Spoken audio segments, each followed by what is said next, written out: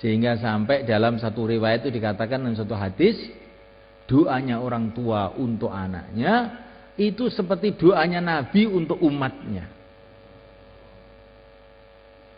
Maka hati-hati itu jadi ayah jadi ibu itu. Doa-doa kamu itu sangat bernilai. Tapi bagaimana kita mungkin berdoa kalau kita tidak tahu nilai apa yang kita minta itu? Kalau orang itu tahu nilainya anak hafid Quran, bahwa nanti akan memberikan syafaat pada hari kiamat kepada keluarganya. Kalau dia membaca Quran, ayahnya dapat pahala, ibunya dapat pahala.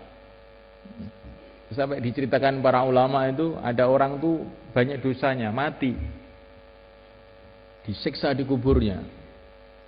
Anaknya waktu itu masih kecil, anaknya agak besar, terus pergi ke masjid mulai belajar Bismillahirrahmanirrahim. Langsung Allah mengatakan kepada malaikat yang bagian nyiksa di kubur itu, hentikan. Anaknya di dunia membaca kalamku, kok ayahnya dikubur disiksa? Tidak. Jangan disiksa lagi. Maka semulaikan Allah SWT, kalau kita tahu nilainya anak belajar agama, anak jadi orang yang soleh, ini betul-betul tahu, pasti kita ini akan merengek-rengek doa kepada Allah. Dan itu anak itu kalau soleh semulaikan, biasanya akan menurunkan keturunan orang yang soleh, terus berantai-rantai sampai kiamat. Kalau tidak keturunannya ya ilmunya akan berantai-rantai, bersambung-sambung, manfaatnya sampai kiamat dan kita dapat pahalanya terus. Maka anak soleh itu penting mulaikan. Dan kalau anak kita itu soleh, kita jangan khawatir apa-apa. Sayyidina Umar bin Abdul Aziz, ini khalifah pada tahun 100 Hijrah. Ini cucunya Sayyidina Umar bin Khattab, yang amalannya itu mirip dengan Sayyidina Umar bin Khattab. Ketika beliau mau wafat, itu anak-anaknya kecil-kecil di sampingnya. Anaknya itu pakaiannya itu sederhana-sederhana, tambal-tambal, saking miskinnya. Padahal beliau ini khalifah, presidennya waktu itu, rajanya pada waktu itu. Sehingga familinya itu datang kepada Sayyidina Umar. Ya Amirul Mukminin, ini anak-anak kamu kayak begini ini.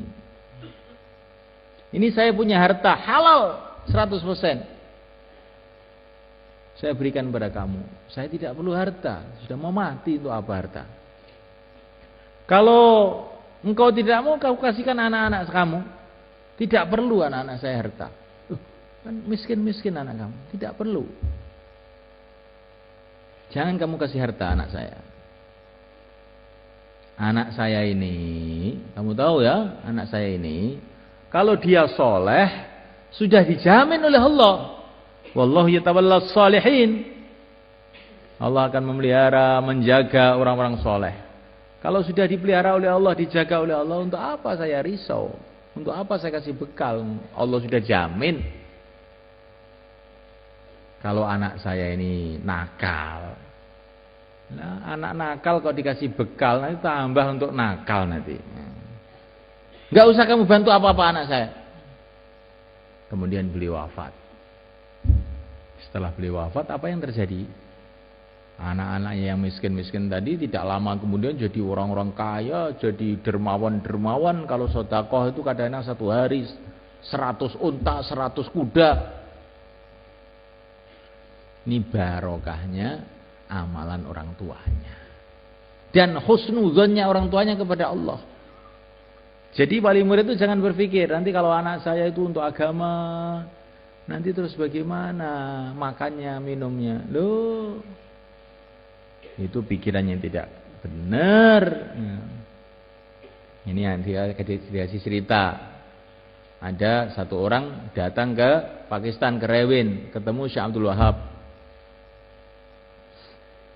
Maka orang tadi mengatakan, Syekh, anak saya ini 5, yang 4 itu sudah punya pekerjaan semua, sudah mandiri semua. Tapi yang satu ini hanya ngaji saja, Syekh. Doakan ya supaya ini yang ngaji ini ya dapat pekerjaan, dapat penghidupan yang baik. Maka Syekh Abdul Wahab itu marah, melotot. Bodoh kamu. Orang yang sudah amal agama dekat kepada Allah malah kamu risaukan. Anak kamu yang ngurus dunia saja malah katanya sudah kamu rasakan aman. Kamu itu minta doa keliru. Mestinya kamu itu yang 4 ini belum amal nih, Syekh. Kamu doakan dia dapat hidayat begitu, bukan yang sudah amal malah kamu risaukan, yang tidak amal malah tidak kamu risaukan. Ini orang kualik ndasmu. Nanti nih, Pak, pikirannya wong ngoten niku. Betul. Niki mun kula tingali mulai zaman biyen. Mulai zaman dulu nggak ada kiai kelaparan tuh nggak ada. Malah sekarang tuh banyak kiai mati karena kegemukan. Ya. Kebanyakan makan. Ya. Bukan kelaparan. Kemarin saya baru akad walimah di Safi'iyah itu, ada anak-anak yang saya kirim ke Bunta itu. Maka wali muridnya saya kasih tahu itu, ini loh anak kamu itu. Ngaji aja di sana. Sekarang di sana dipanggil kiai. Coba kamu taruh di Ngawi itu, rumahnya Ngawi itu. Nanti kan nggak jadi apa-apa itu. Di sana jadi punya pesantren, dipanggil ustadz, dipanggil kiai, orang menghormati dia. Gara-gara agama. Gak usah kamu pikirkan makanannya. Sampai sekarang itu juga masih makan terus anak kamu. Gemuk lagi ini sekarang. Jadi jangan gara-gara urusan-urusan dunia kemudian kita ini lemah dalam mendidik anak kita untuk agama. Ini bukan berarti terus orang agama itu nggak boleh kerja, bukan begitu. Tapi jangan takut urusan itu. Kalaupun orang agama itu kerja, niatnya ibadah, cari rezeki yang halal itu ibadah. Tapi rezeki itu sudah ditulis. Rezeki itu sudah ditulis oleh Allah. Kalau orang itu memang ditulis oleh Allah itu kaya, ya tetap kaya. Kalau ditulis miskin, ya tetap miskin. Tidak ada kaitan dengan kecerdasan, tidak ada kaitan dengan kepintaran, tidak ada kaitan dengan ijazah.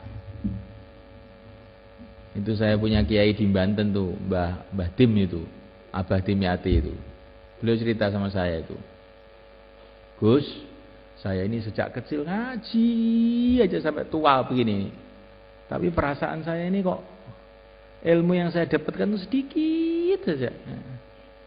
Tapi saya ini nggak pernah belajar cari uang, nggak pernah sekolah, SD aja juga tidak. Tapi uang saya banyak Gus sekarang. Rumah saya di mana-mana. Sawah saya juga banyak. Sudah tua itu saya baru tahu itu. Rizki itu dari Allah. Paham insya Allah? Nah, karena ini wali murid itu macam-macam. Walaupun macam-macam bagaimana, tanamkan yakin.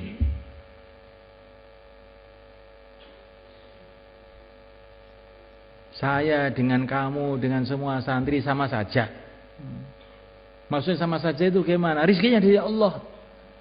Jangan khawatir orang tidak makan di dunia ini. Namanya lalat saja dikasih makan oleh Allah.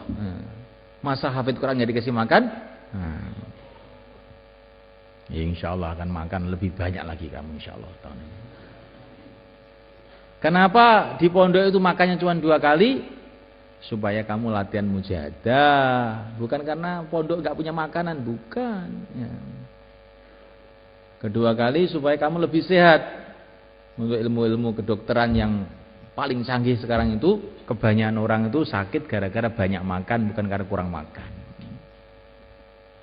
Yang ketiga kali, yang lebih penting lagi, memang rezeki kamu ya 2 kali itu.